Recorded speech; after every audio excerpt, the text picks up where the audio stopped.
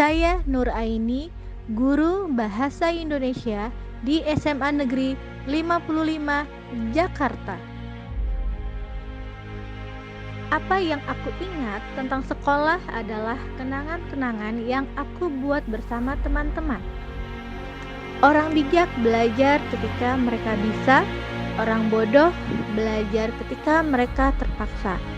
Yuk, mari belajar bersama saya, Nur Aini, guru Bahasa Indonesia di SMA Negeri 55 Jakarta. Pendidikan adalah senjata paling mematikan di dunia, karena dengan pendidikan Anda dapat mengubah dunia.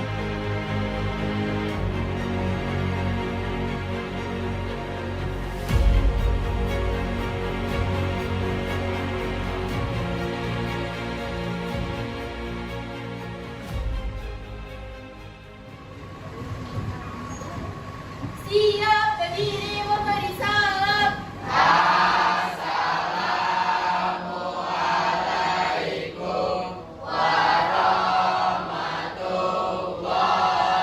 warahmatullahi wabarakatuh. Waalaikumsalam warahmatullahi wabarakatuh.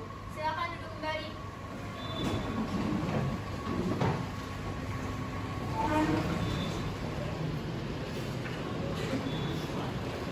Selamat pagi anak-anak. Pagi, Bu. Apa kabar hari ini? Alhamdulillah luar biasa. Allahu Akbar. Baik anak-anak, sebelum kita masuk pembelajaran, sebaiknya kita berdoa dulu ya. Silakan keluar pimpin doanya. Sebelum kita memulai pelajaran, alangkah baiknya kita berdoa. Berdoa dimulai. Berdoa selesai. Baik, terima kasih untuk Pak Kelas, ya. Mari anak-anak ke Ibu absensi dulu ya. Abu Rido, Abian Nika Rahil. Ini Bu. Apa kabar Nika? Baik Bu. Baik ya. Ahmad Jaida. Hadir Bu. Oke. Haji Ramadhani. Hadir Bu. Ali Al-Hadi. Hadir Bu. Oke anak-anak, sebelum kita masuk ke pembelajaran, mari kita ice breaking dulu yuk. Ayo. Semua yang berdiri.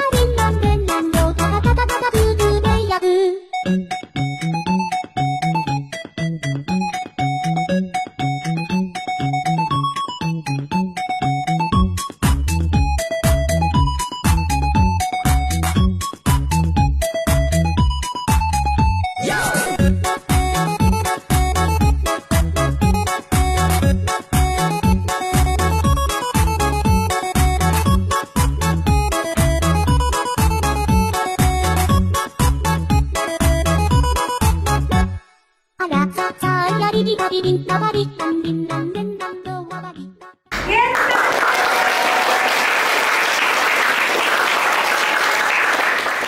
Oke anak-anak, kita masuk ke materi teks eksposisi. Ibu akan mengulas kembali apa itu teks eksposisi. Teks eksposisi jenis yang sangat berbeda dengan teks lainnya. Ya, kalau teks eksposisi dia berupa informasi dan memiliki berdasarkan fakta, juga memiliki unsur ajakan kepada pembaca. Sampai di sini anak-anak paham semua? Oke, bentar. Selanjutnya terdapat ciri kebahasaan di dalam teks eksposisi. Dia memiliki pronomina persona. Apa itu pronomina? Kata ganti oh. Oke, selanjutnya ada konjungsi, kata hubung atau kalimat. Ya, dan juga leksikal. Dan dalam teks eksposisi ini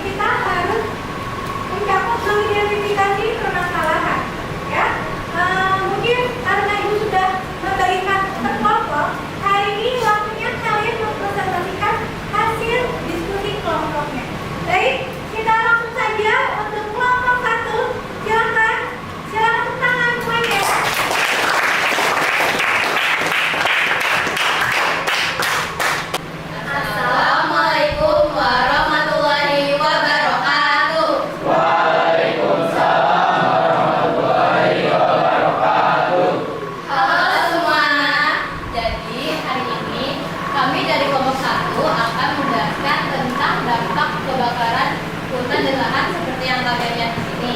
Ini hasil diskusi kami ya guys. Nah, pertama itu ada rusaknya ekosistem. Kalian pernah lihat gak sih kayak hewan hidup di pohon-pohon itu? Contohnya? Burung. Ya betul, burung. Tupai. Ya gitu ya guys. Kayak burung, tupai, terus macan tutul. Nah, kalau misalnya hutannya dibakar nih, kan mereka jadi nggak ada habitat gitu loh guys, nggak ada tempat tinggal gitu kan, kasihan. Nah, terus misalnya ini misalkan macan tutulnya tuh lagi tidur, terus kayak kebakaran hutan, jadi kan kayak tiba-tiba kan dia mati gitu kan. Jadi selain memusnahkan flora, dia tuh bisa memusnahkan fauna juga guys. Nah, habis itu pohon di hutan juga berfungsi untuk menyerap air hujan guys ya. Jadi dia nggak banjir gitu di alam kita gitu. Nah, ada lagi pohon itu kan sebagai sumber oksigen kita ya guys. Dan kalau hutannya dibakar, itu kita malah bisa asap-asap kotor gitu. Kan jadi nggak mau ya. Nah, berhubung kita lagi bahas asap kotor, di sini teman aku Mutia bakal jelasin tentang dampak selanjutnya. Nah, yang tadi aku udah bilang tentang asap kotor itu ternyata kebakaran hutan juga menyebabkan polusi udara. Polusi udaranya itu berdampak bagi diri kita sama lingkungan masyarakat. Dan sekarang saya akan menjelaskan tentang dampak secara fisik. Polusi udara itu juga berdampak bagi diri kita sebagai sumber penyakit, yaitu penyakit ispa, penyakit asma, penyakit paru-paru, penyakit jantung, dan iritasi mata, iritasi tenggorokan, serta iritasi hidung. Jadi bahaya banget nggak sih udara dari kebakaran? Contohnya kayak kalian tuh yang pakai masker yang batuk-batuk tuh bisa aja sih pas kebakaran gitu. Selanjutnya bakal dijelasin oleh Ayu. Saya akan menjelaskan dampak secara lingkungan dari kebakaran hutan menyebabkan gangguan terhadap dan transportasi emisi gas karbon dioksida dan gas-gas lain yang masuk ke udara, itu menyebabkan perubahan iklim dan pemanasan global. Selanjutnya, Oke, dari kebakaran hutan sudah tentu bukan 1-2 pohon doang ya. Jadi satu hutan tuh gundul. Di sini Nafia mau jelas perumpamaannya. Kayak misalnya perumpamannya tuh kayak hutan gundul tuh kayak orang botak. Coba tuh kayak pokoknya gitu lah, kayak perumpamannya hutan gundul tuh kayak orang botak gitu ya guys. Jadi kan alam itu jadi kehilangan gitu kecantikannya gitu. Iya, alam juga jadi kekurangan lindung, apalagi tanah ya. Jadi juga bisa menyebabkan ke manusia dari tanah longsor maupun banjir. Jadi karena tanah nggak ada pelindungnya, jadi matahari bisa cepat bikin tanah menjadi kering. Dan juga air, karena tidak ada pohon, air juga tidak bisa diikat oleh pohon. Jadi menyebabkan longsor dan juga banjir. Jadi yang udah dijelasin sama Nafia sama yang lain juga, dampaknya tuh bukan ke flora atau ke fauna doang, tapi ke manusianya juga. Apalagi yang tinggal di pemukiman sekitar hutan bisa terkena banjir dan tanah longsor. Serem ya guys. Nah, jadi mungkin dari kita segini aja. Yang kita harapkan setelah kalian mendengarkan presentasi kami, kalian bisa lebih waspada terhadap dampak kebakaran hutan dan lahan. Jadi sekian dari kami. Ada yang mau bertanya terkait? Silakan. Perkenalkan, nama saya Nawar Farahnya dari kelompok 2. Aku mau tanya, di situ kalian beberapa kali mention yang namanya asap. Nah, sebenarnya kandungan asap apa yang berbahaya? Oke, terima kasih atas pertanyaannya, Nora.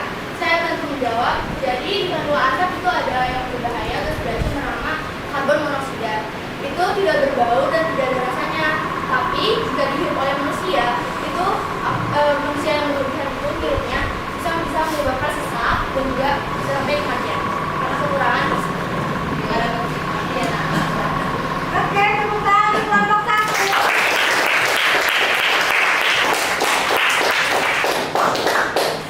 Sekian dari kami. Mohon maaf bila ada kesalahan kata.